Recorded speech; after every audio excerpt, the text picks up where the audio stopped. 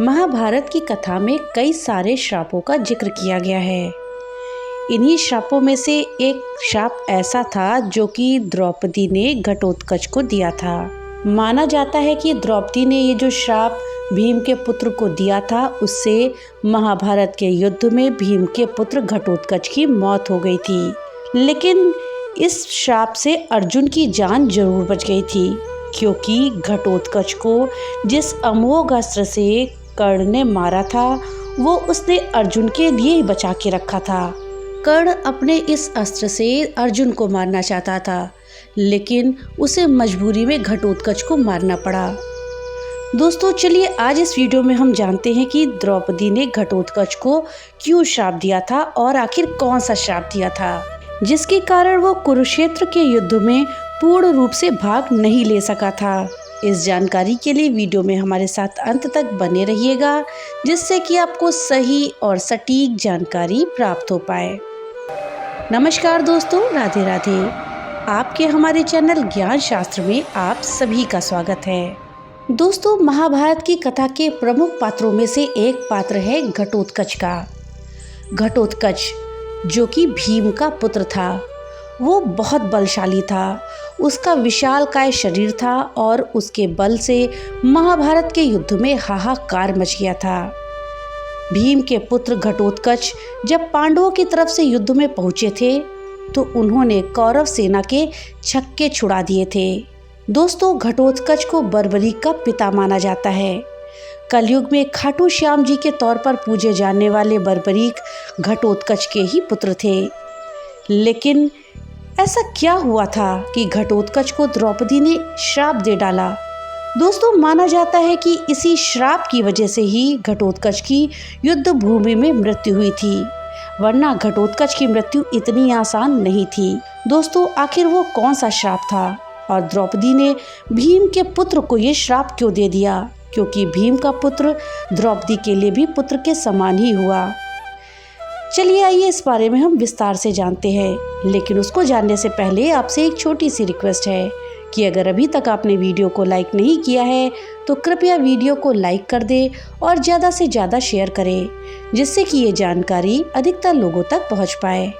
और हाँ, अगर चैनल पे पहली बार आए हैं तो कृपया चैनल को सब्सक्राइब कर दें और बेल आइकन दबाना ना भूलें, जिससे कि मेरी वीडियो सबसे पहले आप तक पहुंच सके। तो चलिए वीडियो में आगे बढ़ते हैं और जानते हैं द्रौपदी के उस श्राप के विषय में। दरअसल पांडव दुर्योधन के लाक्षागृह की आग से बचकर जब निकल रहे थे तो थक हार कर एक पेड़ के नीचे आराम करने के लिए बैठ गए। तब भीम पहरेदारी कर रहे थे। उसी वन में हिडिंब नाम का एक राक्षस रहता था, जिसने पांडवों को पकड़ने के लिए अपनी बहन हिडिंबा को भेजा। हिडिंबा ने जब भीम को देखा तो वो आकर्षित हो उठी।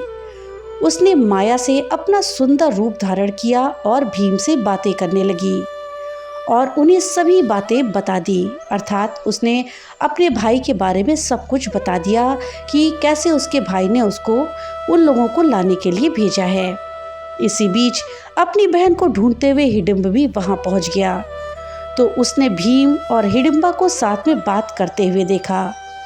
इस पर वो गुस्से से लाल पीला होकर के हिडिंबा को दंडित करने के लिए आगे बढ़ा। वो जैसे ही हिडिंबा को मारने के लिए बढ़ा तो भीम ने उसे ही मार डाला। दोस्तों कथा ये कहती है कि तब तक सभी पांडव वहां पहुंच चुके थे जहां पे हिडिंब और भीम का युद्ध हुआ। तब हिडिंबा ने कुंती से प्रार्थना करी कि उसने भीम को पति के रूप में स्वीकार कर लिया है, वो भीम से उसकी शादी करवा दें। उसकी याचना को देखकर युधिष्ठिर को दया आ गई और उन्होंने भीम को दिन में हिडिंबा के साथ रहने की अनुमति दे दी। इसके बाद दोनों का एक पुत्र हुआ, जिसके सिर के ऊपर बाल ही नहीं थे, इसलिए उसका नाम घटोत्कच रखा गया। क्योंकि जिसके सर पर बाल नहीं होते हैं उसे उत्कच कहते हैं, तो उत्कच से इनका नाम घटोत्कच पड़ा। घटोत्कच एक शक्तिशाली योद्धा था, जिसमें राक्षसी शक्तियां और मानवीय गुणों का अद्भुत संयोजन था। वो पांडवों विशेषकर अपने पिता भीम के प्रति अत्यंत समर्पित था। महाभारत में द्रौपदी पांचों पांडवों की पत्नी थी और उनका व्यक्तित्व अत्यंत गौरवपूर्ण, बुद्धिमान और तेजस्वी था। वो न केवल एक रानी थी बल्कि पांडवों के लिए एक प्रेरणा और रणनीतिक सलाहकार भी थी। दूसरी ओर घटोत्कच एक राक्षस मानव संकर था, जिसकी माता हिडिंबा राक्षस कुल से थी। इस कारण घटोत्कच का व्यवहार और जीवन शैली पांडवों के राजसी और वैदिक संस्कारों से भिन्न थी। घटोत्कच एक अद्वितीय और बलशाली योद्धा था, जिसमें मायावी शक्तियों का वरदान था। उसकी माता हिडिंबा के राक्षस कुल के प्रभाव और भीम की वीरता के कारण वो कौरव सेना को आसानी से परास्त करने में सक्षम था। हिडिंबा ने घटोत्कच को जन्म देने के बाद उसे अपने साथ अपने कुल में ले गई, क्योंकि कुंती ने भीम और हिडिंबा के विवाह की एक शर्त रखी थी कि हिडिंबा एक संतान के बाद अपने कुल वापस लौट जाएगी। ये शर्त इसलिए थी ताकि पांडव अपने कौरवों के प्रति प्रतिशोध के लक्ष्य को पूरा कर सके। घटोत्कच का बचपन अपनी माता हिडिंबा के साथ बीता। वो अक्सर अपने पिता भीम के बारे में जानना चाहता था। हिडिंबा उसे भीम की वीरता और शौर्य की कहानियां सुनाती थी। मासूम घटोत्कच बार बार पूछता कि वो अपने पिता के साथ राजमहल में क्यों नहीं रह सकता। हिडिंबा उसे समझाती कि राजमहल में द्रौपदी का स्थान है, जो भीम की पत्नी और पांडवों की रानी है। इसलिए हिडिंबा और घटोत्कच को वहां स्थान नहीं मिल सकता। इन बातों से घटोत्कच के मन में द्रौपदी के प्रति एक कटुता जन्म लेने लगी। जब कुरुक्षेत्र के युद्ध की घोषणा हुई, तब घटोत्कच अपने पिता से मिलने हस्तिनापुर के राजमहल पहुंचा। राजसभा में उसने सभी को प्रणाम किया, लेकिन द्रौपदी के प्रति अपने मन में बैर के कारण उसने उन्हें नजरअंदाज कर दिया।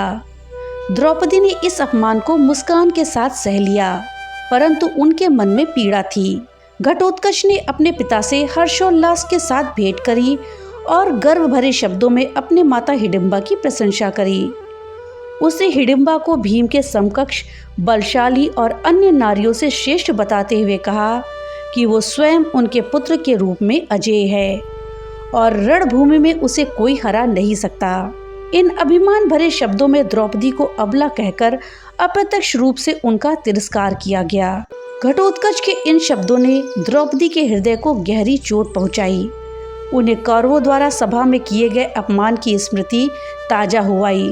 क्रोध में आकर के द्रौपदी ने घटोत्कच को श्राप दे दिया कि जिस बल पर उसे इतना गर्व है, उसे रणभूमि में प्रदर्शित करने का अवसर ही उसे नहीं मिलेगा और वो बिना युद्ध किए मृत्यु को प्राप्त हो जाएगा। इस श्राप से भीम को गहरा दुख हुआ। उन्होंने ये बात श्री कृष्ण को बताई, जिन्होंने रहस्य से पर्दा उठाया कि ये श्राप नियति का एक हिस्सा है और इसके कारण पांडवों का जीवन बचेगा। इसके बाद जब महाभारत के युद्ध के दौरान घटोत्कच ने कौरव सेना में खलबली मचा दी थी, तो किसी को कुछ भी नहीं सूझ रहा था। कौरव पक्ष में हाहाकार मच गई थी। श्री कृष्ण के कहने पर घटोत्कच कर्ण से युद्ध करने के लिए गया, तो उनके बीच भयंकर युद्ध हुआ तथा घटोत्कच और कर्ण दोनों ही पराक्रमी योद्धा थे, इसलिए वो एक दूसरे के प्रहार को काट रहे थे। इन दोनों का युद्ध आधी रात तक चलता रहा। जब कर्ण ने देखा कि घटोत्कच को किसी भी प्रकार से पराजित नहीं किया जा सकता, तो उसने अपने दिव्यास्त्र प्रकट किए। ये देखकर घटोत्कच ने भी अपनी माया से राक्षसी सेना प्रकट कर दी। कर्ण ने अपने शस्त्रों से उनका भी अंत कर दिया। इधर घटोत्कच कौरवों की सेना का संहार करने लगा।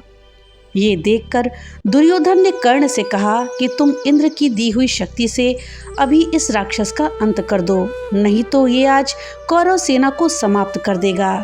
दोस्तों, ये अमोघ अस्त्र कर्ण ने अर्जुन के लिए बचा कर रखा था कि वो इससे अर्जुन को मारेगा, लेकिन दुर्योधन ने तर्क दिया कि अगर घटोत्कच नहीं मरा तो वो अकेले ही पूरी कौरव सेना को खत्म कर देगा, और जब कौरव सेना ही नहीं रहेगी तो अर्जुन को मारेगा कौन।